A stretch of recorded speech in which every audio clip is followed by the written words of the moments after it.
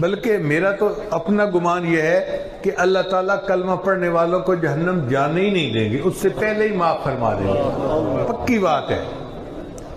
ہمارے علاقے میں ایک پیر صاحب آئے تو انہوں نے سوچا کہ میں اپنے مریدین کو نماز کی تلقین کروں، نیکی کی تلقین کروں، دیہاتی لوگ ہیں، سمجھ تو ان کو ہے کوئی نہ۔ چنانچہ انہوں نے مسجد میں اعلان کروایا تو دیہات کے کوئی 100 بندے مسجد میں آ گئے۔ ایک بندے نے کہا جی کہ پیر صاحب تقریر کریں گے اور سب نے سننا ہے غور سے اور اس پر عمل کرنا ہے۔ ایک بوڑھا دیہاتی بھی بیٹھا تھا، وہ کھڑا ہو گیا، پیر صاحب میں جاہل بندہ ہوں، جٹ بتھان ہوں، تو مجھے سمجھ کچھ نہیں لگتی، اگر آپ کی کوئی بات سمجھ نہ آئے تو کیا میں آپ سے کوئی سوال پوچھ سکتا ہوں؟ تو پیر صاحب نے کہا ہاں ہاں تم پوچھ لینا، کوئی حرج نہیں۔ لوگ اس دیہاتی بوڑھے نے نا اپنا راستہ بنا لیا کہ کوئی بات پوچھنے کا موقع نکل ہے۔ اب پیر صاحب نے بیان شروع کیا۔ مجھے یاد ہے کہ ہم اپنے بچپن میں اپنے والدین سے سنتے تھے کہ پل صراط سے اللہ تعالیٰ گزاریں گے اور پل صراط بال سے زیادہ باریک اور تلوار سے زیادہ تیز ہوگی۔ یہ ہم بچپن سے سنتے آئے تھے کہ پل صراط بال سے زیادہ باریک اور تلوار سے زیادہ تیز ہوگی۔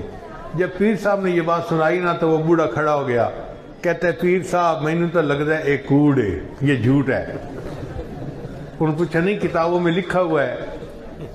اچھا کتابوں میں لکھا ہوا ہے کہ بال سے زیادہ باریک اور تلوار سے زیادہ تیز؟ ان کا ہاں ایسا ہی لکھا ہے۔ کہتے اچھا پیر صاحب پھر انہیں آکھو نا کہ اللہ سائیں دی پار اتارن دی نیت کائی نہیں۔ تسی این آکھو نا کہ اللہ سائیں دی پار اتارن دی نیت کائی نہیں۔ خیر بیٹھ گیا۔ پھر پیر صاحب نے بیان شروع کیا کہ نیکی کیا کرو اور گناہوں سے بچو، اور جو گناہوں سے نہیں بچے گا اللہ اس کو پہلے جہنم میں عذاب دے گا اور پھر اللہ ان کو جنت عطا فرما دے گا۔ جب پیر صاحب نے یہ کہا تو بوڑھا پھر کھڑا ہو گیا، کہتے پیر صاحب مینوں تو لگتا ہے اے بھی کوڑ ہے۔ پیر صاحب نے کہا کیسے؟ کتابوں میں لکھا ہوا ہے فلاں کتاب فلاں کتاب فلاں کتاب۔ کہتے پیر صاحب مینوں ایک گل دسو، میرے گھر جو پر آنا آوے تو میں انہوں 5-7 لتر مارا، مڑا کھا بھاجیا ککڑ کھا لیا، وہ کھا لی سی۔ وہ پیر صاحب جنہوں اللہ معاف کرنے اس انہیں ہی معاف کر چھوڑنے، گناہ مٹا چھوڑنے۔ اگر ایک دیہاتی کا یہ یقین اور حسن ظن ہے اللہ کے ساتھ کہ اللہ نے معاف کرنا ہے تو معاف کر ہی دینا ہے، اس نے کوئی نہیں گناہ کی سزا دینی، تو واقعی معاملہ ایسا ہے۔ اسی لیے نبی صاحب نے فرمایا کہ تمہیں اس حال میں موت آئے کہ تمہیں اللہ کے ساتھ حسن ظن ہو کہ اللہ معاف کر دے گا۔ تو اب بھائی ہمیں حسن ظن دل میں ہونا چاہیے کہ اللہ ہمیں قیامت کے دن ضرور معاف فرما دے گا، ہمارے عملوں کی وجہ سے نہیں، اپنے محبوب کی رحمت کے صدقے معاف فرما دے گا۔ آہ جاتی ہے اثر کو کھینچ لانے کے لیے، بادلو ہٹ جاؤ دے دو راہ جانے کے لیے۔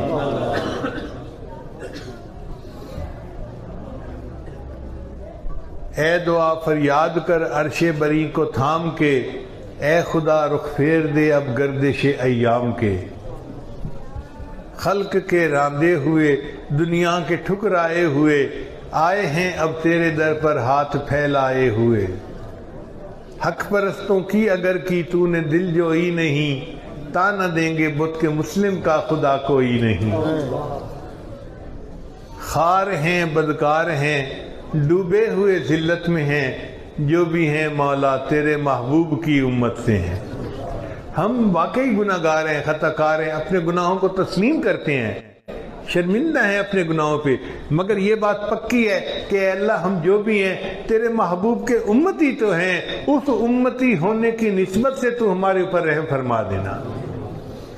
اب آپ بتائیے کہ جب اللہ تعالیٰ کی رحمت اس طرح قیامت کے دن تقسیم ہوگی تو پھر کون ہے جو کلمہ گو ہو اور وہ بچ جائے مغفرت ہونے سے؟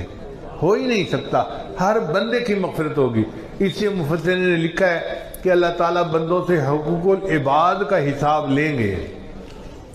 حقوق العباد یعنی بندوں کے جو حق ہیں، ہم دوسروں کا دل نہ دکھائیں، دوسروں کو ایذا نہ پہنچائیں، ان کی غیبت نہ کریں، ان پہ الزام تراشی نہ کریں، ان کے ساتھ اچھا سلوک رکھیں۔